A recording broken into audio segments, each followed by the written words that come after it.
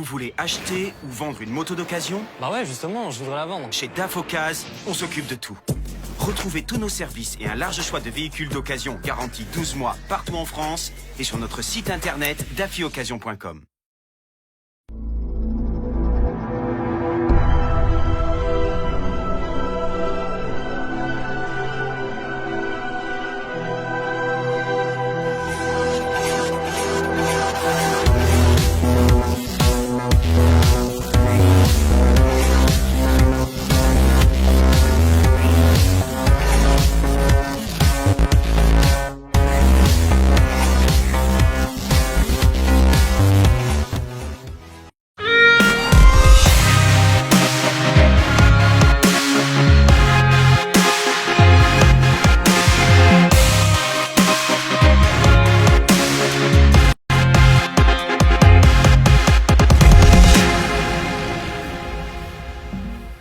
After Sunday, saison 2, c'est maintenant avec Eric Sélis. Bonjour Eric. Salut David, bonjour à tous. Et Michel Turcot, bien sûr, pour cette deuxième saison d'After Sunday. Salut Michel. Salut David, bienvenue à After Sunday. Ouais. Bah oui, j'arrive tout droit d'un autre plateau, mais la deuxième saison d'After Sunday, le premier Grand Prix a eu lieu au Qatar. Michel, tu y étais, à Doha, au Qatar, tu étais aux premières loges pour voir un exploit, celui des Enea Bastianini. On y reviendra très rapidement, mais d'abord pour vous annoncer que en fin d'émission, on vous fera la surprise de quelques interviews exclusives, une interview exclusive de Fabio Quartararo, une interview exclusive réalisée par toi Michel de Marc Marquez lors des tests en Indonésie. Et puis une autre interview exclusive de Jean-Michel Bell, c'est notre invité.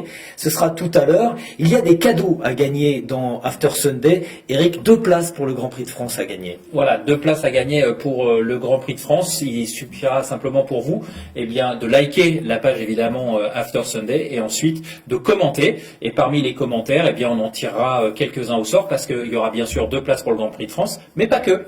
Voilà, il suffit de s'abonner à la page et de commenter. Puis Michel, d'Indonésie, tu nous as pas ramené seulement une interview de Marc Marquez et une autre de Pol Espargaro que vous pourrez suivre cette semaine sur la page Facebook et la page YouTube d'After Sunday. Tu nous as aussi ramené des petits cadeaux. Des petits cadeaux et goodies de pilotes de MotoGP. Ouais, alors c'est des écrans dédicacés, on dit pas visière, on dit écran quand on est puriste.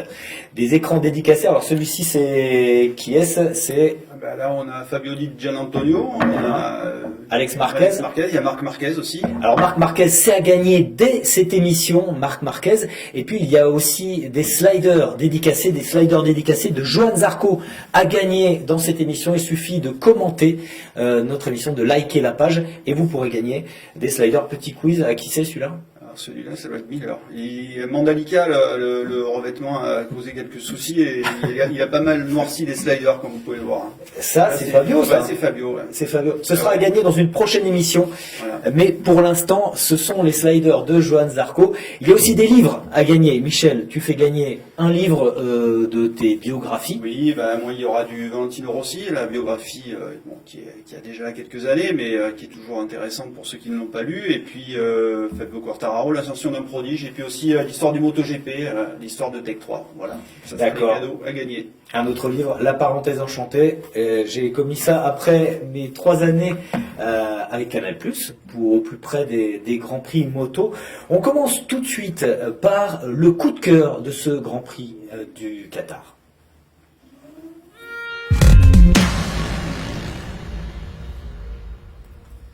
Le coup de cœur, il s'impose, je crois, Michel. Oui, c'est la victoire d'Enea Bastianini et de celle également du team de Fausto Gresini, regretté Fausto Gresini disparu l'an dernier, le 23 février, emporté par le Covid.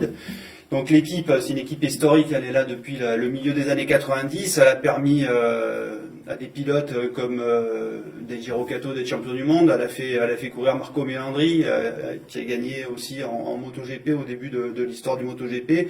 Il y a eu Marco Simoncelli, voilà, et cette équipe, elle a été reprise par Nadia Padovani, qui est la veuve donc de Fausto, qui s'est accrochée pour faire perdurer le projet de son mari, avec Carlo Merlini aussi, qui est le fidèle lieutenant de Fausto. Donc cette équipe, elle a été aidée par Ducati pendant 7 ans. Elle a servi à Aprilia comme équipe parce que Aprilia n'était pas engagée officiellement à travers un team usine. Fausto avait des idées de reprendre son indépendance et de discuter avec Ducati. Il est malheureusement décédé depuis, mais voilà, le projet continue. Ducati l'a soutenu et c'est magnifique. Première course, ils font victoire d'Enea Bastianini. La dernière victoire en MotoGP de l'équipe de Fausto Gresini, c'était en 2006 avec Tony Elias au Portugal. T'as fameuse échangé avec victoire. Thomas Morcellino. C'est vrai, je vais pas, Tu t'en souviens. je m'en souviens, j'y étais, bien sûr. Tony Elias qui passe Valentino Rossi sur la ligne et J'allais on a dire- longtemps dit que c'était la victoire qui avait coûté le titre. Parce qu'en fin Voilà. de saison, Voilà, ça il lui a tombe à manqué. Valence. Bon, après, la saison avait été compliquée à d'autres égards pour Rossi. Donc, on peut pas dire que Nicky Hayden a été champion du monde grâce à la victoire de Tony Elias au Portugal. D'autant que Néanmoins, Nicky Hayden avait été fauché par Pedrosa La au même Portugal. fois, le même Au fois. Portugal aussi. Allez, on a une bonne mémoire. Eric, pour toi, le coup de cœur. Bah, le coup de cœur, moi je suis d'accord avec Michel parce que il y a toute une histoire, il y a une symbolique et puis il y a de l'émotion, donc ça c'est une évidence. Et puis moi ce que j'aime bien aussi, c'est que cette équipe de Fausto Gresini a fait beaucoup parler durant l'hiver quand on a eu la livrée de la moto, la présentation de la moto, les couleurs. Moi j'ai trouvé que ces couleurs nous rappelaient un peu les couleurs Tech 21 à l'époque de Yamaha, de Taira et de Christian Saron quand ils avaient fait les 8 heures de Suzuka. Et moi je trouve que cette livrée, elle change. Et ça apporte un petit peu de sang neuf parce que c'est pas que du rouge, c'est pas que du bleu, et etc., etc. Et puis Bastianini a quand même débuté en Grand Prix grâce à Fausto. C'est Gresini qui l'a aidé à ses tout débuts, puisqu'il est de Rimini, hein, l'équipe de Fausto, il était aussi installé là-bas. Voilà, il a débuté avec eux en Moto 3. Après, il s'est un petit peu fâché parce qu'il a Elsa Mora l'a courtisé, il a voulu partir chez Elsa Mora. Fausto voulait pas rompre son contrat, donc ils sont un peu fâchés, ils sont rabibochés, et puis voilà, aujourd'hui. Il gagne, il offre cette victoire, c'est un joli pied de nez à l'histoire et c'est une belle histoire en tout cas. Alors moi évidemment, j'ai été séduit par la victoire de Bastianini, mais mon coup de cœur va à Paul Espargaro. J'ai trouvé impressionnant le rythme qu'il a mis dans ce Grand Prix. Alors, comme trop souvent, Paul a commis une erreur quand il s'est fait passer par Bastianini, mais c'était une course très solide, Michel. Oui, il a fait 14 ou 17 tours en tête. Il en a fait plus que ce qu'il avait. Là encore, je dévoile un peu les stats de notre ami Thomas, mais voilà, il a fait plus de tours en une course qu'il avait fait pendant toutes ses saisons en MotoGP depuis qu'il est là avec le team Tech. Enfin, il a débuté avec Tech 3 avec les Yamaha. Donc, il n'avait jamais autant été en tête d'un Grand Prix. Bon, malheureusement, il a un peu trop sollicité ses pneus et Bastianini a en profité pour s'imposer sur la fin. Mais bon, néanmoins, une course solide de Paul et qui laisse augurer une saison nettement plus intéressante pour lui que les précédentes. Et un beau podium. Et un beau podium avec une KTM qu'on n'attendait pas, mais on va en reparler. On va en reparler. On passe tout de suite à la rubrique carton rouge.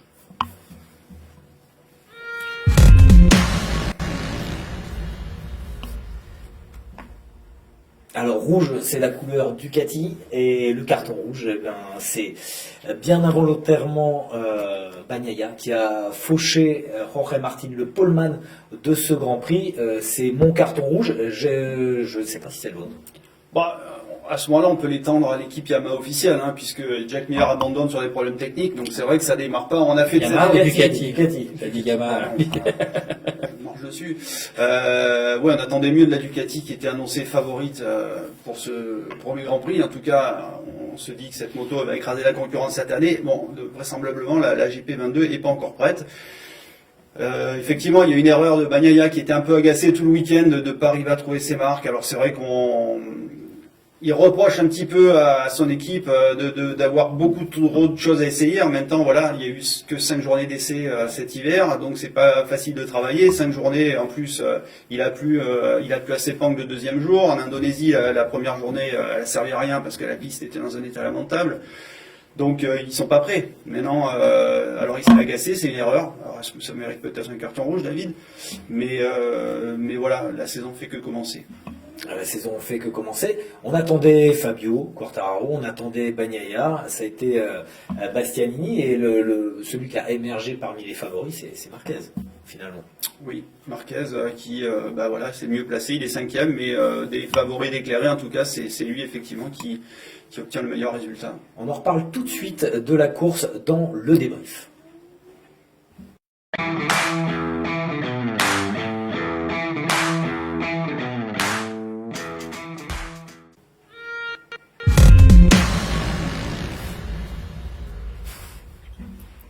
Le débrief de Michel Turcot. On commence donc par Honda. On parlait de Marc Marquez. Très très solide week-end de course pour Marc qui se contente d'un top 5 en fait. Oui, enfin, on rappellera que Marc était donné absent sur les débuts de saison. Il s'est blessé à l'entraînement au mois d'octobre. Il a eu des problèmes de diplopie, donc de vision durant tout l'hiver. Il n'a pas pu s'entraîner. On pensait qu'il serait pas sur les tests hivernaux. Finalement, il a pu rouler à Sepang comme un reliquat. Il découvre une toute nouvelle moto qui est plutôt faite pour ses coéquipiers que pour lui. On sait qu'Honda a cherché à rendre la Honda plus facile avec un meilleur contact du pneu arrière pour la rendre plus stable et quelque part moins dangereuse, parce que c'est vrai qu'il y a eu beaucoup de chutes en dernier des pilotes. Paul Espargaro a souvent fini par terre. Donc voilà, une moto à laquelle il doit s'adapter, pour laquelle il n'est pas encore prêt, mais avec laquelle il obtient une belle 5e place.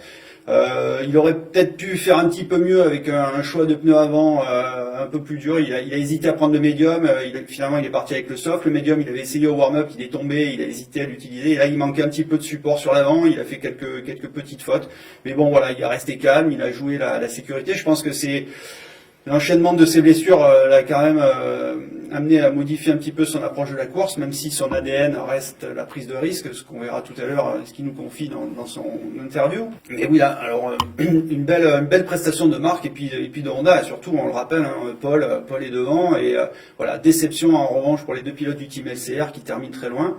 Mais les deux officiels ont fait une belle course et ça laisse augurer d'un beau potentiel de cette moto qui, comme la Ducati, est encore loin d'avoir donné tout ce qu'elle peut. Les Français, Michel.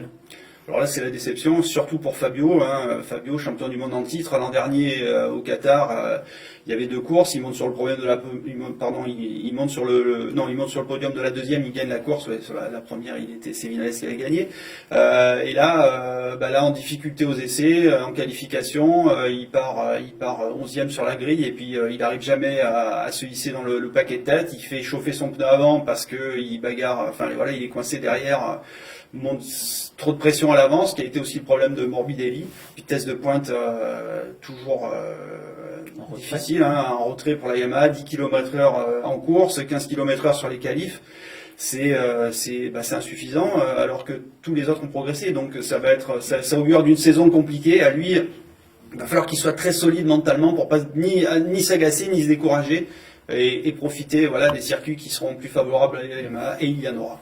Et la vitesse de pointe, Eric, c'est vraiment un problème. L'année dernière, Fabio l'a géré, cette vitesse de pointe, pour remporter la saison avec... Ouais, je pense que l'an dernier, il l'a géré plus ou moins, parce qu'on a vu notamment, même s'il s'est imposé sur des circuits qui à la base n'étaient pas faits pour la Yamaha, on se rappelle du Mugello notamment, mais il le disait, il l'a géré pourquoi? Parce que dans les parties sinueuses, il arrivait à faire la différence, et plus d'une fois, il l'a expliqué après la course du Mugello, il fallait qu'absolument il sorte du dernier virage avec un peu plus de 5 dixièmes d'avance sur le groupe. Donc quand il arrivait à faire la différence, et c'est là le point fort, et on l'a encore vu ce week-end au Qatar, dans le secteur 3, qui est le secteur le plus sinueux, Michel, du circuit, c'est là où il arrivait non pas à faire la différence, mais à recoller par rapport au temps qu'il perdait. Mais après, une fois que la ligne droite est lancée, s'il n'a pas l'écart suffisant, on l'a vu dans le dernier tour avec Johan Zarco, il se fait souffler la 8e place pour 7 millième. Alors Zarco, justement, il part David, je reviens 2 secondes sur l'histoire de vitesse de pointe. La vitesse de pointe, c'est une chose, mais il y a aussi que ce handicap de vitesse induit après sur le comportement de la moto, ça veut dire taper plus sur les pneus, sur les freins. Il est obligé de compenser ailleurs. Donc le comportement de la moto se dégrade beaucoup plus vite. Il fait sur la durée de la course, il fait exactement une seconde près, je crois qu'il fait le même temps que l'an dernier. En revanche, Bastianini, il améliore son temps de 10 secondes. Donc la Yamaha n'a pas progressé alors que tous les autres ont progressé. Ouais, et sans compter aussi l'effet sur le moral des pilotes. Quand on se fait déboîter en ligne droite comme ça, ça agace. Oui, on l'a vu d'ailleurs quand Zarco l'a doublé dans le dernier tour. Il a secoué la tête, alors c'est peut-être pour sa course. Oui, c'est globalement, c'est pas parce que Johan l'a doublé, non, bien sûr. Mais c'est double punition. Ouais, avec un Johan qui fait plutôt une belle course, parce qu'il fait un mauvais départ. Il fait un très mauvais départ, il a eu des essais compliqués parce que sur la Q1 il prend un drapeau jaune, donc il n'a pas accès à la Q2, donc il part 13e. Après il fait une course. Les 2 Français en Q1. Oui, les 2 Français en Q1 et il aurait pu devancer Fabio, mais il a pris un drapeau jaune dans son dernier tour. Il fait une course solide.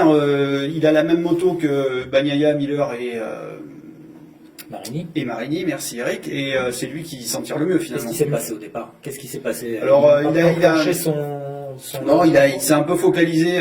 Enfin, il n'est pas rentré dans les détails, en tout cas après lors de son point presse, mais voilà, il a expliqué qu'il a essayé de faire, d'appliquer la méthode des autres pilotes de cette moto et qui n'était pas la bonne pour lui. Voilà, donc il s'est un peu raté. Alors, je sais pas s'il a mal enclenché son start device. Ouais, il passe. Quoi qu'il en soit, il s'est Pas 20 quoi, au premier tour. Ouais, c'est sûr. bon, il rate complètement son début de course. Mais bon, après, il fait une course assez solide et il fait une place de 8e qui est, pour démarrer, même si c'est loin du podium de l'an dernier, ça reste... Il limite la casse. Il limite la casse. Voilà. Les KTM La surprise. limite la casse aussi, et même mieux que ça avec Binder. Oui. Enfin, surtout Binder d'ailleurs. C'est vrai qu'on n'attendait pas les KTM. Les essais les essais hivernaux n'ont pas été terribles. Voilà. Après, on sait que chez KTM, il y a du nouveau en termes d'hommes. Fabiano Sterlachini qui gère maintenant le service course en interne, essaie de remettre de l'ordre dans les méthodes. Francesco Guidotti sur le terrain, lui, essaie de mieux faire voilà, qui a remplacé Mike Leitner, qui avait travaillé chez KTM à l'époque des 125 et de 250. Donc il y a un moment, il connaît la maison KTM, Guidotti. Lui, voilà, son rôle, ça va être de mieux réorganiser le team, de le faire fonctionner. Binder, on sait que c'est un chien en course, il lâche rien. Voilà, ça c'est vrai qu'on n'attendait pas une KTM sur le podium, en tout cas même pour la victoire au Qatar, puisqu'on sait que l'an dernier c'était pas un circuit qui avait vraiment réussi à cette moto. Il y a des surprises au Qatar, hein. 2 Français sur le podium l'année dernière, Ouais. lors de la deuxième course.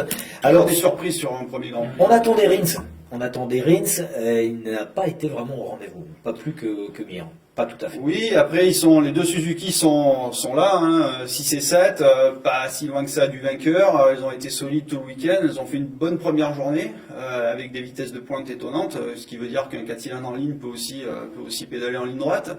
Ils ont réussi plutôt mieux leur début de course aussi, ce qu'on n'avait pas l'habitude de voir. En revanche, on avait l'habitude de les voir très fort sur les fins de course et là ça n'a pas été le cas. Donc Mir dit que voilà, il a gestion pneumatique un petit peu plus compliquée, il y a une usure qu'il n'attendait pas, qui lui a pas permis d'aller se battre pour le podium sur la fin de course. Néanmoins, les Suzuki, elles sont là et bien là. On a parlé de Paul Espargaro, de la belle performance de Paul Espargaro. Son frère Aleix, avec l'Aprilia, a également frappé fort dès le premier Grand Prix. Tout à fait, Aleix confirme les belles performances de cette moto entrevue cet hiver aussi.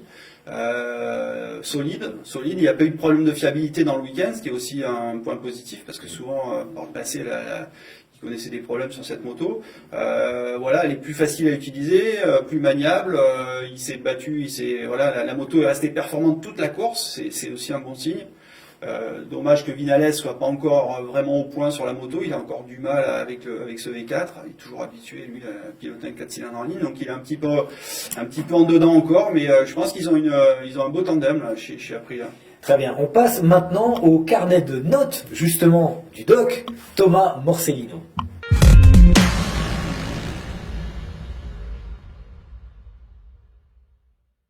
Très simple, hein, la première note, la meilleure note de ce premier Grand Prix, ça reste Enea Bastianini, qui a été discret en début de ce week-end et qui figure parmi les quelques-uns à avoir réussi à améliorer en fait en FP3.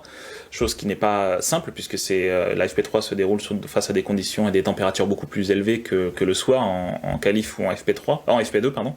Et donc il a réussi à améliorer, il s'est intercalé directement en Q2, il a d'ailleurs empêché Fabio Quartararo notamment, il a exclu Fabio Quartararo d'accéder directement en Q2. Donc ça c'est une belle perf de la part d'Enea Bastianini et puis surtout en course, il s'est montré observateur au début, il a suivi les 3 leaders et puis et quand il a pu, il a imprimé son rythme qui lui a permis de remonter progressivement dans la hiérarchie jusqu'à mettre la pression à Paul Espargaro à quelques tours de la fin.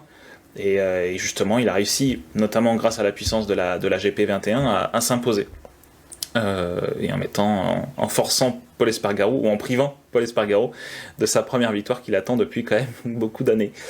Je mettrai une mention spéciale pour Brad Binder, parce que Brad Binder, mine de rien, c'est la première fois qu'il monte sur le podium sans gagner. Auparavant, les 2 autres fois où il était monté sur le podium, c'est parce qu'il avait gagné. Donc c'est une petite mention spéciale que je tiens à mettre pour Brad Binder. Au niveau des autres notes, je mettrais 7 sur 10 pour les 2 Français, parce que mine de rien, ils sauvent les meubles, et ils sont les meilleurs représentants pour notamment pour Johan Zarco, il est le meilleur représentant de la GP22, la nouvelle moto dont tout le monde avait peur durant l'hiver. Et puis on a Fabio Quartararo qui est le premier représentant Yamaha en 9e position. Ça reste quand même le deuxième plus mauvais résultat d'un pilote Yamaha à l'ouverture de la saison dans toute l'histoire des Grands Prix, parce que le plus mauvais, entre guillemets, c'était Colin Edwards en 2006, sauf erreur de ma part, et donc ça reste quand même une contre-performance de la part de Yamaha, mais Fabio Quartararo tire du positif de ce premier Grand Prix, même si effectivement il ne cache pas sa frustration sur le fait qu'il lui manque quelque chose. Au niveau des autres notes, je mettrai pas la moyenne du tout à Ducati, justement pour les raisons que j'ai citées juste avant. Ducati, on en a eu peur pendant l'hiver. Avec 8 Ducati, avec une GP22 qui apparemment sur le papier et à travers les propos de chacun des pilotes avait une marge de progression énorme, était déjà au niveau de la GP21 durant l'hiver et que du coup on s'attendait à être encore beaucoup plus performante dès l'ouverture de la saison face à la GP21, notamment d'Enea Bastianini. Et ben non, en fait les deux pilotes officiels se sont retirés. Francesco Bagnaia, qui a quand même galéré en début de course, a chuté et a percuté Jorge Martin, qui lui aussi dispose d'une GP22, et Jack Miller a dû abandonner lui également, et donc on a eu les deux pilotes officiels qui font chou blanc ce week-end. Et le meilleur représentant de la GP22, ça reste Johan Zarco, mais en 8e position, alors qu'on attendait, un peu comme à Valence la saison passée, à avoir un triplé Ducati, voire même un quadruplé Ducati à l'arrivée d'un des circuits qui réussit le plus à Ducati. Et là, c'est pas arrivé. Donc je mettrai pas la moyenne à Ducati parce que ça a été la désillusion, clairement, parce qu'on attendait à avoir une belle perf et c'est pas arrivé. Et je mettrai un 2 sur 10 pour Francesco Bagnaia parce que, justement, favori, légitime dans la course au titre. Il a été, on va dire, transparent durant ce week-end, même si les mots sont peut-être un peu durs, mais il a réussi à s'intercaler difficilement en Q2. La qualif n'a pas été celle qu'on espérait. C'est pas lui qui signe la pole position, c'est un Jorge Martin sur une moto privée. Et surtout en course, on l'a quasiment pas vu en fait. Il a été distancé en début de course et puis il n'a pas réussi à remonter. Et il a même galéré et puis s'est confronté à un Jorge Martin et du coup il est parti à la faute. Donc c'est un 0 pointé pour Francesco Bagnaia, même s'il a montré quelques lumière durant le week-end, ça reste une désillusion pour Bagnaia. Donc on espère pour lui qu'il puisse rebondir dès Mandalika où ils ont réussi à faire des essais intéressants durant l'hiver.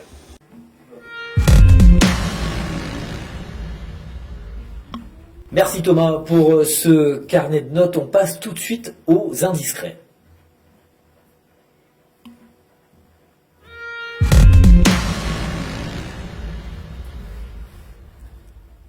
Les indiscrets, les bruits de paddock et évidemment le paddock bruise parce que on est dans une saison avec des transferts. Michel, il y aura des chaises musicales. Qu'est-ce qui bruisse dans le paddock ? Qu'est-ce qui bruisse ? Tout le monde se demande si Fabio Quartararo va rester chez Yamaha. C'est un petit peu la question du moment, étant donné les piètres performances de sa machine. On sent qu'il y a de la fébrilité du côté de Lin Jarvis. Il veut essayer de re-signer son pilote. C'est la priorité. D'ailleurs, on comprend. C'est le seul pilote de la marque qui arrive à s'en tirer pour l'instant avec cette moto, parce que ni Morbidelli, ni Dovizioso, et encore moins Darin Binder qui roule avec une moto de l'an dernier, qui arrive du Moto 3.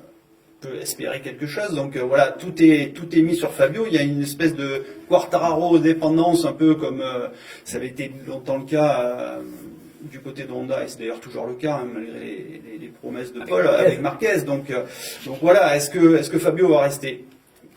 C'est pas sûr. Ça reste parce qu'on sait que Eric May, le manager de Fabio, est très attaché aussi à la qualité du matériel de son pilote. Oui, d'ailleurs, il s'en cache pas. Pour l'instant, rien n'est décidé, malgré la pression de Yamaha de re-signer. Donc, après, deux options, Suzuki ou Honda. On sait que chez Ducati, il y a du monde. On sait que chez Ducati, on priorise le budget pour le développement technique et non pas pour s'offrir des pilotes qui viendraient d'ailleurs. Donc, Suzuki, Honda, Suzuki. On sait que chez Suzuki, il y a un nouveau team manager qui s'appelle Livio Suppo, qui a un... Et c'est un 4 cylindres en ligne, c'est la même architecture moteur, ce serait moins radical comme changement pour Fabio. Tout à fait, donc ça serait... On sait aussi que Eric Mahé a souvent dit et souvent regardé la Suzuki comme une Yamaha qui pourrait être un peu mieux aboutie. Là, cette moto, elle a progressé. Sylvain Gantoli, qui est pilote d'essai de la marque, forcément donne beaucoup d'infos au camp français sur le potentiel de la machine. Il ferait l'intermédiaire. Non, sans faire l'intermédiaire, mais en tout cas, il peut informer vraiment des points forts, des points faibles de cette moto. Donc, c'est assez intéressant. Voilà, Suzuki et Alex Rins tient pas d'accord pour rester en place. Donc, il y a certainement une place à pourvoir. Est-ce que Suzuki aura le budget pour faire une offre crédible? Ça, c'est encore autre chose, mais on sait que Livio Suppo est un team manager qui sait trouver des budgets, qui a du bagou, qui a de l'expérience, donc pourquoi pas. Après, il y a une place aussi, certainement chez Honda. Chez Honda, là, on a une nouvelle moto qui semble prometteuse. On sait que Honda, ça reste quand même le géant, le premier constructeur mondial. Après, chez Honda, il y a Marquez aussi. Donc, ça va se faire quand, ces transferts, Michel? À quel moment ça se fait dans la saison en général? Eric Plot est au courant aussi. Bon, par habitude, on disait à Assen, c'était le point de C'était passage, avant, mais ça ouais. c'était avant, mais on l'a vu. Il y a une réponse toute simple. Ducati a annoncé qu'ils avaient signé Bagnaia avant que la saison commence. Donc Voilà, il n'y a plus de règles. On se souvient que les précédents contrats ont été signés même pas un an avant. Puisque Fabio a signé avec le team officiel Yamaha alors qu'il lui restait encore une saison à faire chez Petronas. Marquez a re-signé pour 4 années alors qu'il lui restait encore une saison à faire chez Honda. Donc voilà, aujourd'hui les team managers mettent la pression. Maintenant voilà, du côté d'Eric Mahé et de Fabio, on va pas se presser. Il est champion du monde en titre, il a quand même il a prouvé l'an dernier qu'il avait à la fois la pointe de vitesse et la régularité, donc il est en position de force. Il n'y a aucune raison qu'il se précipite pour reconduire son contrat chez Yamaha. Et puis je dirais qu'on a vu par le passé notamment l'exemple de Johan Zarco qui s'était un peu précipité pour signer son contrat chez KTM, alors qu'il aurait pu, avec le début de saison qu'il avait fait ensuite, et puis il y avait Alberto Gui qui était venu, il avait le temps. Donc de toute façon, je pense que, Michel sera certainement pas contre ce que je dirais, mais Fabio, c'est lui qui a la clé de tout le marché, on va dire, s'il décide de bouger ou pas, et après derrière ça sera le jeu de musical. Qui plus est, il y avait une urgence chez Honda d'aller chercher soit Mir, soit Quartararo, c'est un petit peu les deux targets de Puig. Le bon début de saison de Paul peut aussi peut-être tempérer en se disant on va laisser peut-être un peu plus de chance à Paul de prouver qu'il peut vraiment concrétiser ce qu'il nous a montré au Qatar. Donc voilà, je pense que ça ira moins vite que peut-être les dernières fois. Après, deux coqs dans la même basse-cour chez Honda, comme le disait Michel, ça risque d'être copieux entre Quarta et Marquez. Merci messieurs, on va revenir auprès de Thomas Morcellino, le doc, pour son instant stat.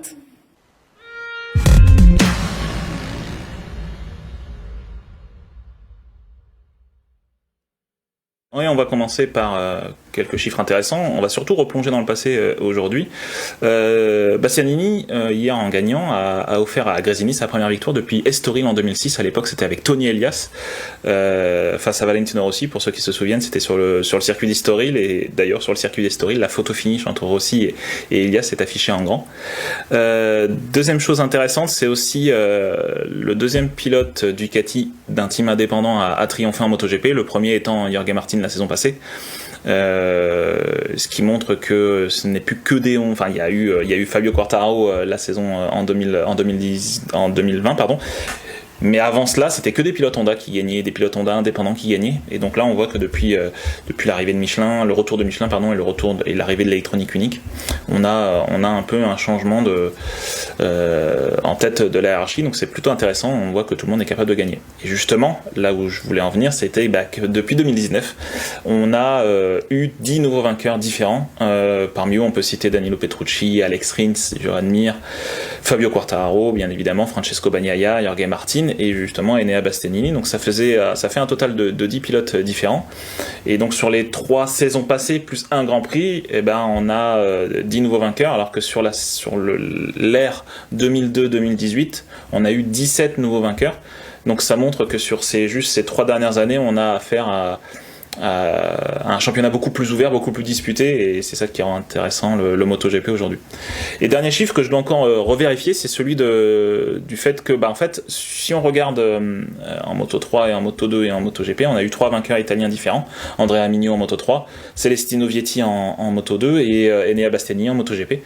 Et donc de fait, ils mènent tous les 3 leurs championnats respectifs, et donc ce n'est pas arrivé depuis Malaisie 96 que 3 Italiens mènent leurs 3 championnats respectifs.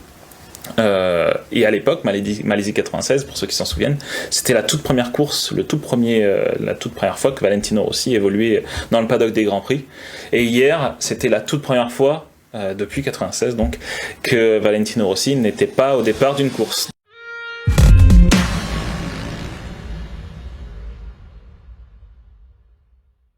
La mémoire du paddock, Thomas Morcellino, c'est aussi le statisticien officiel de Dorna.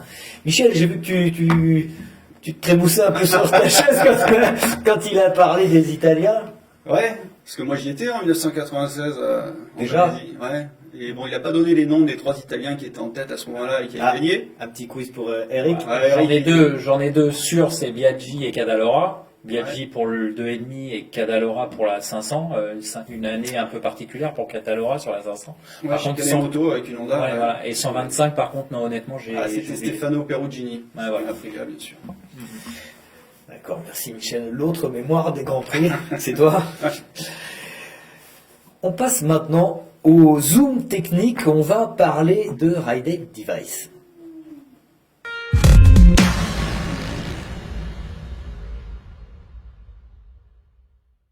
Durant l'hiver, en fait, ce qui a fait couler beaucoup d'encre, c'est surtout le All Shot Device. Le All Shot Device qui est apparu il y a quelques années, notamment juste pour améliorer les départs, baisser la moto au départ, le centre de gravité de la moto et pouvoir faire de meilleurs départs en utilisant moins l'électronique, pour résumer en quelques mots, a été étendu maintenant sur le fait qu'on puisse utiliser ce système en sortie de virage pour accélérer beaucoup plus fort. Et encore une fois, sans faire appel trop souvent à l'électronique, traction control ou anti-wheel. Le problème que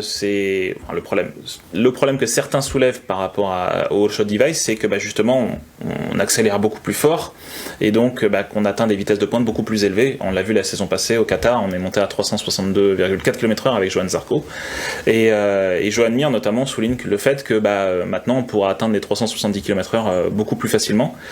Marc Marquez lui souligne le fait que justement en sortant beaucoup plus vite et en allant beaucoup plus vite, les circuits sont de plus en plus étroits.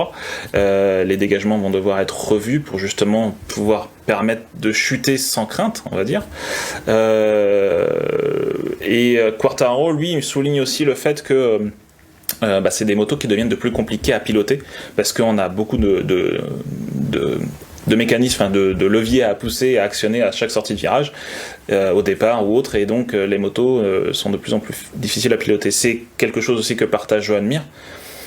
En revanche, de l'autre côté, c'est un autre son de cloche, c'est-à-dire notamment chez Ducati, bien évidemment, vu que c'est eux qui poussent pour le All Shot Device. Francesco Bagnaia, lui, souligne qu'il n'a qu'un seul bouton à pousser et que tout va bien. Et Johan Zarco dit que, justement, la fait d'avoir un All Shot Device rend la moto beaucoup plus sûre, parce qu'on accélère sur des zones qui ne sont pas dangereuses, et ça permet de stabiliser la moto. Et c'est aussi un sentiment que partage Maverick Viñales sur l'Aprilia, c'est que, justement, la moto part moins en wheeling, et donc du coup le pneu avant est plus posé au sol, et donc du coup la moto est beaucoup plus sûre à l'accélération. Donc dans tous les cas, c'est quand même un sujet sur lequel la MSMA, l'association des constructeurs, est en train de plancher, puisque du coup on voit que les 5 constructeurs face à Ducati sont contre et veulent bannir le All Shot Device. Marc Marquez lui souligne le fait que c'est quelque chose qui n'apporte rien pour des motos de série, c'est juste utilisable sur des motos de Grand Prix et voilà, alors que les ailerons, on peut le voir, lui est d'accord avec le fait d'avoir utilisé les ailerons parce que les ailerons sont quelque chose qu'on voit apparaître sur des motos de série, mais lui il pense que justement le fait d'avoir un All Shot Device sur une moto de série n'a aucun sens et donc que du coup pousser le développement sur un prototype n'a pas forcément de sens et surtout ça n'apporte rien au spectacle, au contraire. Le fait d'avoir des ailerons, le fait d'avoir des All Shot Device rend les dépassements et le spectacle beaucoup plus difficiles. À l'époque, les motos étaient beaucoup plus fines à piloter, alors que là, il estime que justement, il est plus difficile de commettre des erreurs. Voilà. Donc, on n'a pas fini d'entendre parler de All Shot Device et on espère surtout, on attend surtout des nouvelles de la MSMA, de la commission Grand Prix, voir si justement le All Shot Device sera banni la saison prochaine, ou si ce sera quelque chose qu'il va falloir peut-être limiter, peut-être éviter, un peu comme les ailerons, d'avoir peut-être qu'un seul développement pendant la saison ou autre, mais toujours est-il que c'est quelque chose qui risque de faire encore couler beaucoup d'encre cette saison.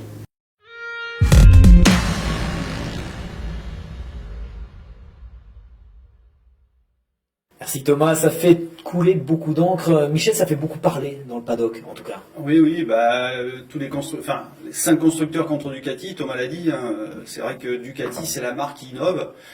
depuis plusieurs années. C'est la marque que les autres suivent. Ouais. Voilà, il y a eu les appendices aérodynamiques, il y a le Wall Shot Device, il y a eu cette fameuse cuillère qui était placée sous le bras oscillant qu'aujourd'hui Ducati a abandonné mais qu'on voit encore sur la KTM et la Suzuki par exemple.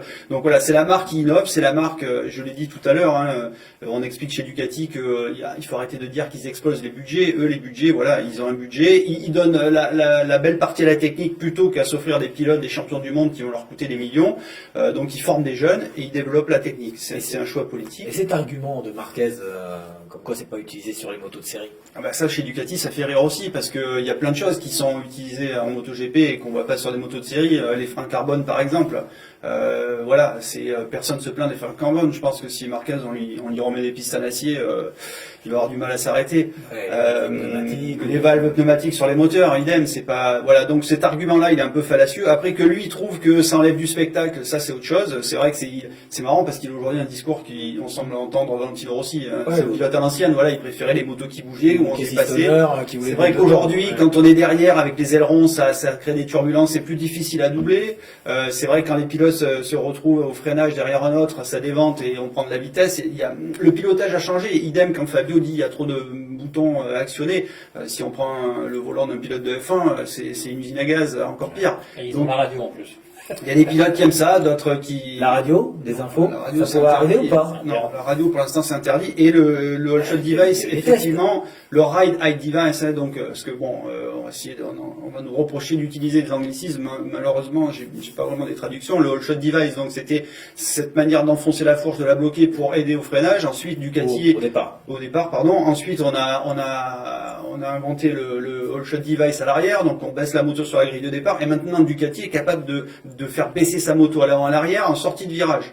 Là encore, voilà. Alors c'est vrai que on veut l'interdire. Enfin, Yamaha, Honda, Suzuki, KTM et Aprilia veulent interdire ça parce que Ducati a pris un temps d'avance. Très certainement, ça va être interdit puisque même s'ils n'ont pas l'unanimité, ils ont quand même la majorité, donc ils poussent dans ce sens. Maintenant, Ducati se défend en disant, bon écoutez, d'accord, tout le monde veut l'interdire, on va l'interdire, mais par contre, n'interdisez pas l'année prochaine, laissez-nous encore 2 ans. Nous, on a investi là-dessus, on aimerait quand même avoir un petit retour sur investissement sur la technique. Donc voilà, la discussion elle est là, mais c'est sûr qu'à terme, ce fameux Ride High Device, donc qui permet de baisser la moto en sortie de virage, sera interdit. On parle de prototype, bien sûr, on va parler de motos dérivées de la série dans le Sunday Race Recap, c'est maintenant.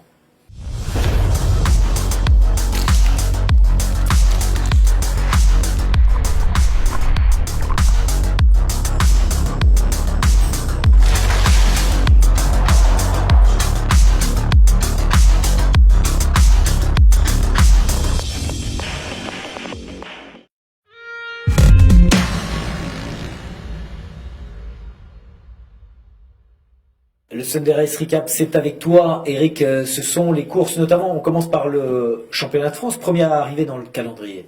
Ouais, en fait, on va lancer la saison au fur et à mesure. Hein. Ce week-end, c'était l'ouverture du MotoGP, puis ensuite les différents championnats vont commencer. Le week-end du 27 mars, ça sera l'ouverture du championnat de France, donc Superbike, avec notamment l'OGP, hein, l'Objectif Grand Prix, qui tient évidemment à cœur à la fédération, à Sébastien Poirier, le président qui a fait son cheval de bataille. Donc on va remettre le focus là-dessus. Il y aura aussi des beaux plateaux en Supersport et en championnat de France Superbike. Suivra ensuite l'ouverture du championnat du monde Superbike, le week-end du 10 avril.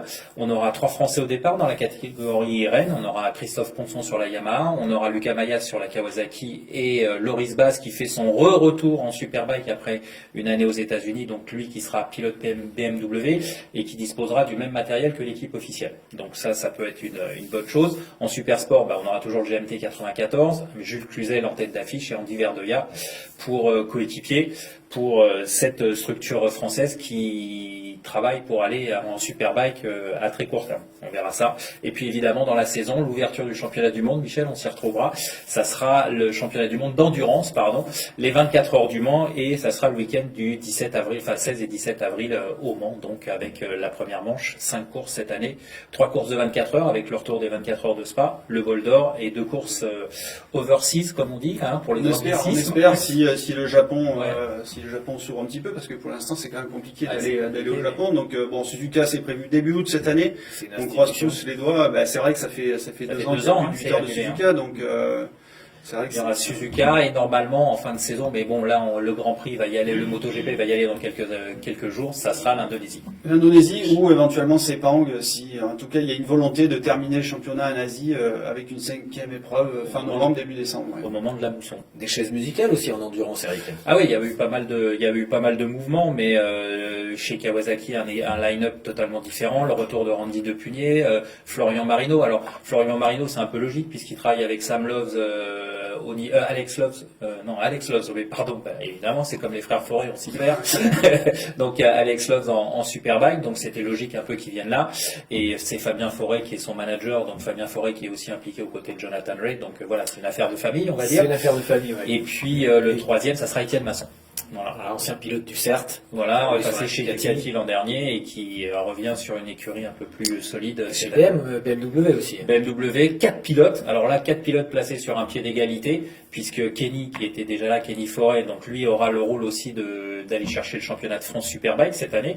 Il va rejoindre Jérémy Guarnoni, transfuge de chez Kawasaki. Très bien, donc l'endurance à suivre toute la saison et on commencera évidemment par le championnat de France Superbike, ce sera au Mans. Oui, ça sera au Mans, donc le 27 mars. Merci Eric, on a hâte que le championnat national commence pour aller voir au Mans ce qui s'y passe. On passe maintenant aux rencontres exclusives que vous propose After Sunday pour cette saison 2022. On est allé voir de manière privilégiée Fabio Quartararo chez lui. On regarde ça tout de suite. Il y aura aussi Marc Marquez, il y a aussi Johan Zarco, tous les deux que tu allais rencontrer, Michel, et puis une interview exclusive aussi du manager de Johan Zarco, Jean-Michel Bey. C'est maintenant.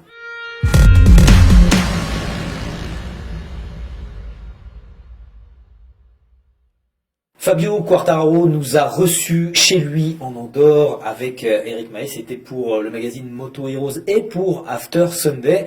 Fabio Quartararo s'est confié dans son salon avec ses couples. Et alors excusez-nous, le son est moyen, mais Fabio, c'est très intéressant ce qu'il raconte. Est-ce que toi, tu t'es fait dépasser par l'ampleur de ce qui t'arrive? Après le titre, je m'attendais à quelque chose comme ça, sincèrement, d'avoir vraiment beaucoup de sollicitations. Mais c'est vrai que ça fait bizarre déjà de recevoir autant de messages d'athlètes, de les connaître, d'avoir, on va dire, cette connexion avec des sportifs que même si quand j'étais pilote MotoGP l'année dernière ou il y a 2 ans, je l'avais en étant champion du monde, c'est quelque chose qui pèse encore plus. Quand on entend, voilà, t'es le premier Français, ça fait plus de 70 ans, à avoir gagné le championnat du monde, bah ça pèse encore plus. Et c'est vrai que là, on rentre dans la cour des grands. Le message est bien passé auprès du grand public, tu penses, pour la moto en général? Je pense que oui. Sincèrement, j'étais avec Tom en ville quand j'étais à Nice, voir mes parents, et il y a énormément de personnes âgées qui m'ont reconnu. Des personnes âgées de 60, 70 ans, 75 ans. Et je pense pas vraiment que toutes ces personnes regardent la moto, mais qui connaissent plus le personnage mon visage. Donc c'est là où Tom m'a dit, là t'es vraiment rentré dans une autre dimension, parce qu'un jeune qui te reconnaît, c'est qui suit vraiment la moto, mais une personne âgée qui a vraiment aucune idée de la moto et te reconnaît, c'est que tu as passé quand même un cap. Les clés pour toi à travailler le plus sur les périphériques, le physique, le pilotage, la moto, les réglages, c'est quoi les axes? Il y a plusieurs choses. Pour moi, la première des choses, c'est travailler mon pilotage sur les conditions mouillées et séchantes. Même si on sait qu'on a une très grosse difficulté avec la moto, bien sûr, avoir plus de moteur, c'est la première des choses qu'il faut améliorer. Et après, il n'y a pas grand chose, c'est que des petits détails, mais ça, pour moi, la première des choses, c'est avoir plus de moteur. Et après, travailler dans des conditions mixtes et mouillées, et essayer d'avoir plus de grip sur la moto pour me donner plus de confiance. Johan Zarco, c'est plutôt une relation cordiale. Vous échangez par ailleurs, vous êtes arrivé d'échanger, vous vous entendez bien? Ouais, je m'entends très bien avec Johan. On est 2 personnages, on va dire, totalement différents. Mais c'est vrai que je m'entends déjà très bien avec lui. Je pense qu'on a cette chance d'être que 2 pilotes français en MotoGP. Donc il faut avoir cette relation. Je m'entends très bien avec lui. Je pense que lui c'est pareil. Quartararo chez lui qui nous disait déjà les doutes qu'il avait sur le moteur de sa Yamaha. Michel, alors Michel, en Indonésie, toi tu es allé à la rencontre des 2 pilotes officiels Honda qui ont créé la surprise quand même en ce début de saison, en particulier Paul Espargaro, dont on retrouvera l'interview exclusive cette semaine sur la page Facebook et la page YouTube d'After Sunday. Mais pour l'instant, on vous propose un portrait, une interview plutôt, de Marc Marquez par Michel Turcot.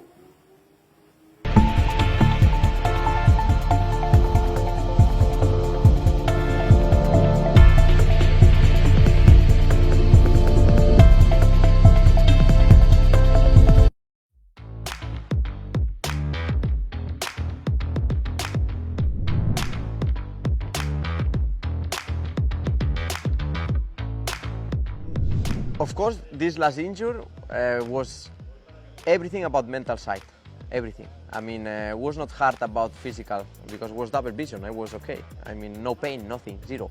But you have double vision. But the mental side was very hard. I start from left shoulder. Okay, then arrive the championship. You know, and then you feel like, okay, all what I suffer, give to me something. Then right shoulder. All what I suffer, give to me. Then arm. I mean, you suffer, but then arrive some victory. And now vision, you suffer again. So it's like you're going down. But in the end, I never forget which is my goal. And my goal is at least one time try to fight for a championship. And I think we are on the process. I'm still 28, so we have time.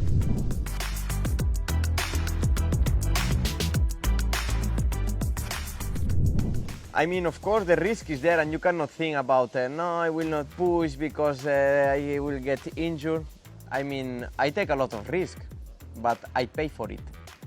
This is something that if I don't take the risk, I will not pay for it. But I know that without that risk, if I don't take that risk, maybe the championship of 2013 will be not in my pocket. The championship of 18 will be not in my pocket. Or no, the 17, 18. The one that I fight with Lorenzo with Dovizioso in Valencia. I don't remember too many.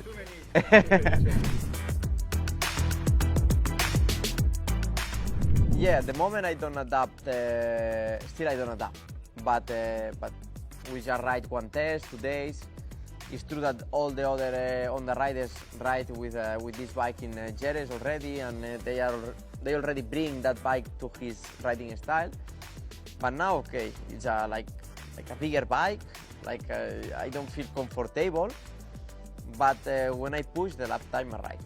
So I'm a rider that I can do one lap without feeling, without my best feeling on the bike. But I know that for a season, you need to understand the bike and you need to understand what you need every time. And already in Malaysia we understand many things. Now here we will try in Indonesia, and let's see.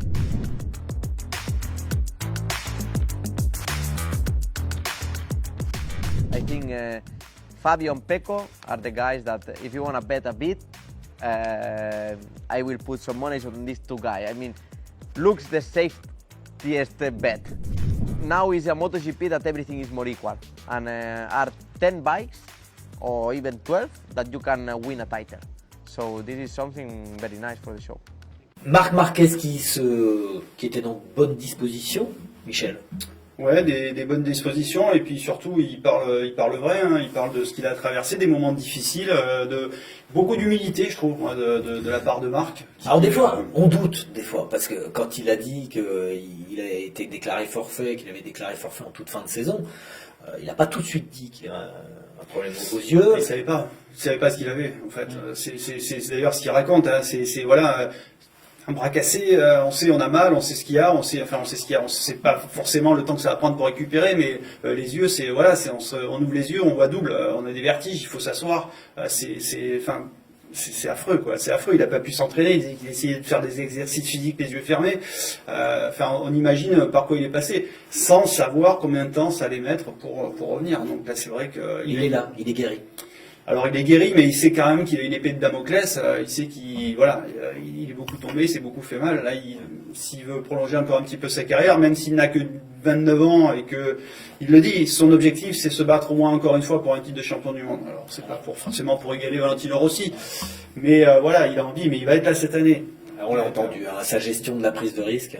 Non, je voulais juste te dire une bêtise, mais la communication de Marc Marquez, on en doute, parce que souvent au HRC, c'est relayé par Alberto Puig, et c'est pas toujours, contrôlé voilà, et c'est par pas Alberto. toujours Alberto Puig, justement, la personne de référence pour avoir des trucs bien carrés. C'est vrai que Chanda, ils sont pas très forts là-dessus.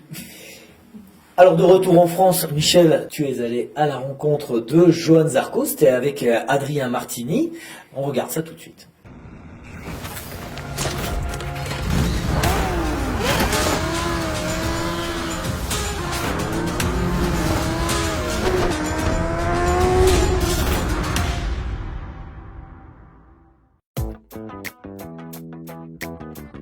L'avantage, c'est que la moto n'est pas nouvelle, donc 5 jours d'essai, c'était vraiment comme un entraînement perso. On aimerait bien avoir plus de jours, mais là c'était 5 jours assez cumulés. 2 jours Malaisie, on vole en Indonésie, on enchaîne les 3 jours. Du coup, on va dire stage intensif avant le premier Grand Prix.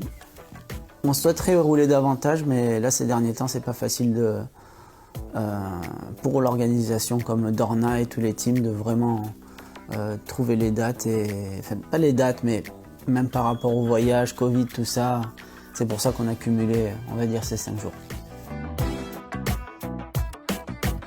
Une moto Ducati qui est pour moi assez similaire à celle de l'an dernier, et on essaye vraiment de gagner en maniabilité, en facilité dans les virages pour moins souffrir quand les pneus s'usent. Et il y a eu de l'évolution, mais on a terminé sur la piste en Indonésie où je pense que la piste n'était pas favorable à notre moto. Et du coup, lorsque les pneus s'usaient, j'étais un peu en difficulté. Mais rien d'alarmant, quoi, parce que la perf, on voit qu'elle peut être là. Tous les pilotes peuvent être performants et c'est ça qui rend la catégorie difficile. J'ai pu reprendre le travail avec Jean-Michel Baye sur 2022 et il a vraiment insisté pour augmenter la charge d'entraînement, que ce soit physique ou même moto avec des motos différentes. Et on avait une première expérience ensemble en 2019 sur la période KTM, mais une expérience difficile parce que la moto n'était pas prête et j'étais sur une autre phase on va dire, de vie même personnelle. Et là, maintenant, niveau technique, tout se met bien en place. Et moi aussi, du côté perso, organisation, tout tient beaucoup mieux la route. Alors, c'est bon de pouvoir repousser le côté sport avec lui pour devenir un meilleur athlète et donc être prêt à passer le cap dans la course MotoGP. Johan Zarco qui se confie, il était serein lors de cette interview chez son fabricant de casque Shark. Bah oui, son objectif c'est d'être un peu plus relax cette année qu'il a été l'an dernier. C'est Mouizy, il dit, trop de pression, peut-être des objectifs trop hauts. Donc cette année, voilà, il a accepté son rôle de quasi vétéran du championnat. Et voilà, se faire plaisir, essayer de faire de belles performances et puis profiter de ce que la course lui offre encore. Et puis pour ça, il sera aidé par Jean-Michel Bell. Jean-Michel Bell qui est notre invité d'After Sunday.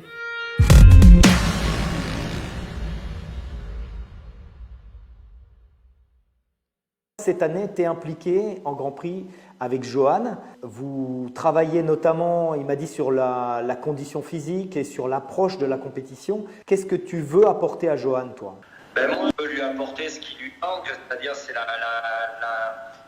popularité dans la performance.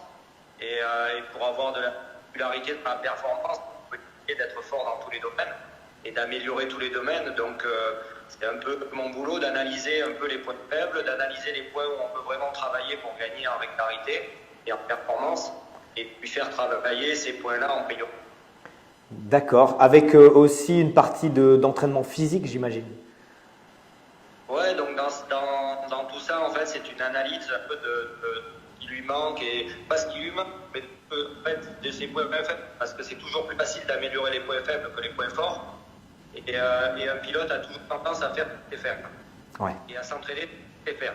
Donc l'important, c'est d'analyser, d'essayer de trouver les spots où on peut vraiment gagner, et c'est de travailler. Donc ça, c'est un peu dans quoi je me dirige. Le physique fait partie des points à travailler. D'accord, comment tu analyses la course de Johan de ce dimanche? Ben déjà, canaliser, ça serait ça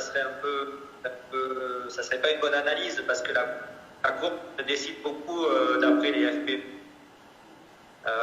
Donc oui, la course quand même, elle peut être décevante, et en même temps elle peut être bien. Donc ça dépend de la manière qu'on la regarde. Moi, si je regarde tout le week-end, il a eu une grosse baisse. En fait, je suis pas très content de la FP2, où il n'a pas très bien travaillé. Et du coup, il a perdu beaucoup de temps après pour la FP3 et pour La performance de Bastianini t'a surpris? Non, parce que pas vraiment, parce que je savais qu'il avait la vitesse sur un tour. On l'a vu pendant les essais, et puis il était quand même très consistant, et surtout il a attaqué très fort. Et on ne peut pas dire qu'il n'a pas attaqué, il a attaqué pour toute la course, comme Paul d'ailleurs. Le prochain Grand Prix, si Johan prend un meilleur départ, il est plus constant dans sa performance, tu le vois bien figurer? Alors honnêtement, là il y en a beaucoup qui disent que s'il était mieux parti, il aurait fait un meilleur résultat. Je pense pas. Je pense que n'importe comment, la limite, c'était à peu près la 10e place. Même avec un bon départ, parce que son rythme aux essais et son rythme de régularité dans des bons temps ne permettait pas d'aller mieux que la 6e place, je pense. Mais je pense que la prochaine fois, il travaille bien pendant la FP1, la FP2, et qu'il arrive à passer directement en Q2, je pense que ça facilitera beaucoup la course. D'accord, merci Jean-Michel, merci pour cette analyse, et puis bien, à bientôt sur un paddock, j'imagine. Ouais. Tu as prévu d'en faire quelques-uns? Oui, dès que ça va rentrer un peu en Europe, là, je serai plus présent. D'accord, merci beaucoup, bon après-midi, salut. Voilà, Jean-Michel Bayle qu'on a eu en duplex de retour du salon de Lyon où nous étions. Eric, tout à on fait. fait de belles émissions. Tout à fait. Voilà, c'en est fini pour ce premier numéro d'After Sunday de la saison 2022. On se retrouvera après le Grand Prix d'Indonésie. Ce sera le 21 mars, Michel. Ça sera le rendez-vous le 21 mars pour l'émission, et voilà, moi je serai pas rentré, donc on s'en fera ça en duplex, voilà, comme l'aéroport ou du circuit, on verra où j'arrive à trouver de la connexion pour pouvoir être avec vous. On sera ensemble, nous, Eric, avec un invité surprise, et on parlera notamment de la série diffusée par Amazon Prime qui concerne le MotoGP. Ouais, MotoGP Unlimited, le 14 sur Amazon Prime. Hein. Exact. 14 mars. Le 7 mars. 8 épisodes, dont nous avons vu 2 de ces épisodes, le 6 et le 8. C'est ça. Et on vous débriefera ces épisodes de MotoGP Unlimited. Ce sera le 21 mars. En attendant, likez la page, commentez cette émission. Il y a des sliders à gagner, des sliders de Johan Zarco à gagner, des écrans de Marc Marquez dédicacés, et puis 2 places pour le Grand Prix de France à gagner. Ce sera dans chaque émission After Sunday avant le Grand Prix de France, et puis des livres, de beaux livres. Les tiens, Michel, oui, notamment, et puis la parenthèse enchantée. On se retrouve dès le 21 mars. À bientôt sur After Sunday. Merci Eric, merci Michel, à très vite. c'est à vous les gars.